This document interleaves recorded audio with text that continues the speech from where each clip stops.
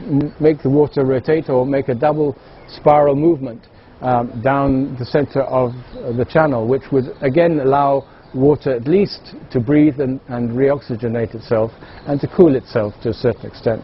But the flowing in straight trapezoid channels, which is the general system of moving water according to modern hydraulic theory, physically kills water until what arrives at the other end, the point of use, is virtually a water corpse, apart from the fact that it's also been chlorinated, and the chlorine, while it does remove bacteria and other sort of unwelcome organisms, will also finally sterilize the blood from people who drink it all the time.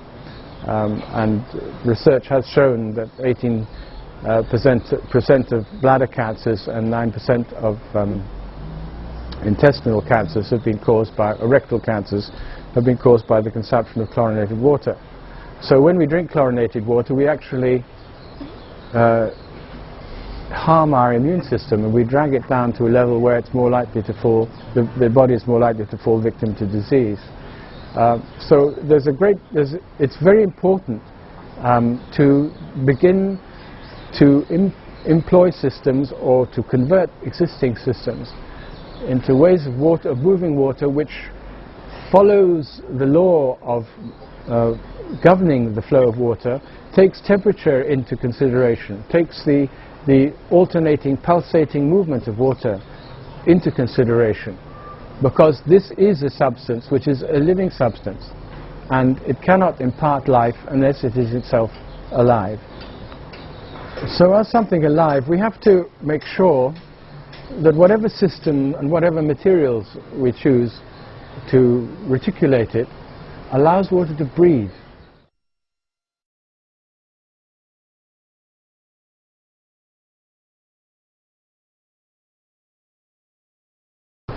In 1938 in Nuremberg, Viktor Schauberger re-examined Lord Kelvin's water drop experiment to determine the static charge in falling water.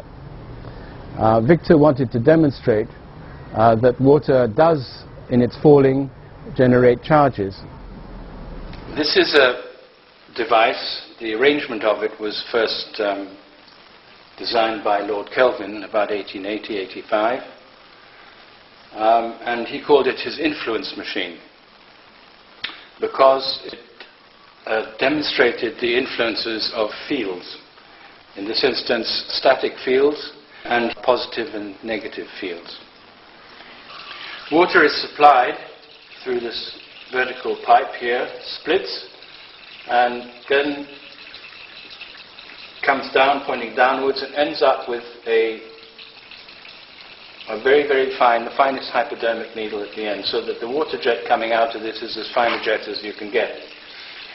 Inside this cylinder is a cylinder of brass in order to collect the charge which is falling from here. This cylinder is coated on the outside with paraffin wax to isolate it so that the charge doesn't leak outwards from it. This is the same cylinder, and this diagonal here is a copper rod which is attached to the brass here and also attached to a strip of brass in the bottom of this receiving vessel. So the charge here is the same as the charge here. And when the water falls through, it generates either a positive or negative charge here, and the charge is reversed by the time it hits the bottom. And so a charge builds up here, let's say positive, and here negative. And according to Kelvin, the build-up of the charge is unlimited. And over each of these, or between all this arrangement, you get a negative static field builds up on this side, and a positive static field builds up on this side, which can theoretically go to infinity. From each of these cylinders there's a black cable, which is a high tension cable, and these can be used to bring the charged field to where you want to use it. For instance, on the neon tube,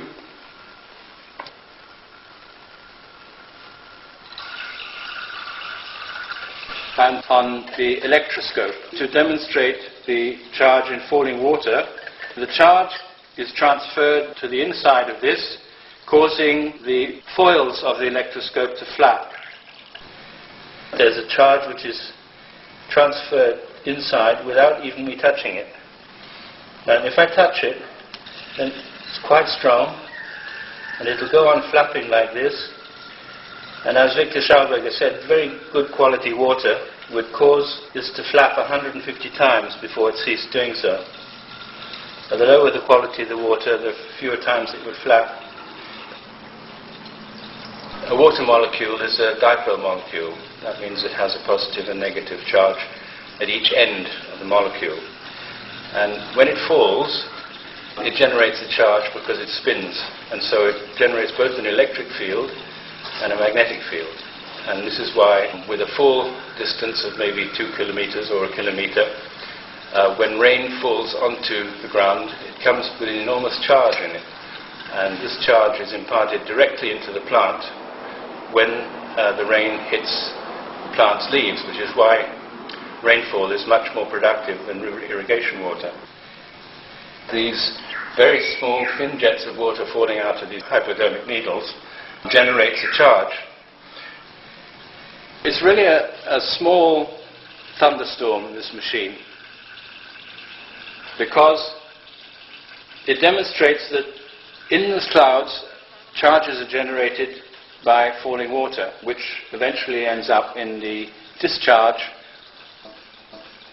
of lightning. So in the thunderstorm, very powerful positive and very powerful negative fields develop, and they short circuit through a lightning strike. The water falling through here develops a charge, and as like charges repel each other, then at the bottom this jet starts to spread out sideways, and the water will actually start coming up again and then going down again. So in this movement you can begin to see why there are such strong up and down drafts in thunderstorms.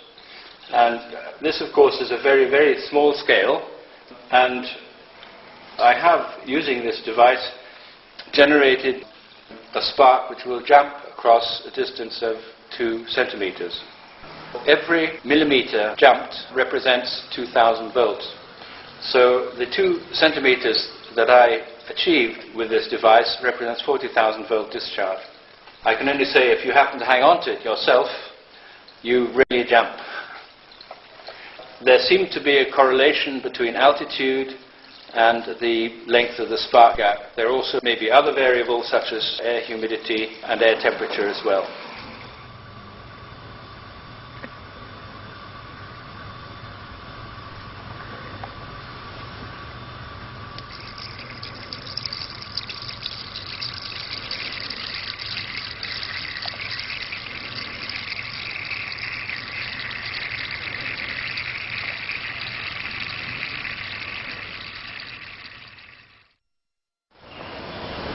The idea is to create an implosive turbine where the water is moved from the outside inwards instead of the inside outwards, which is what's happening with all conventional propellers.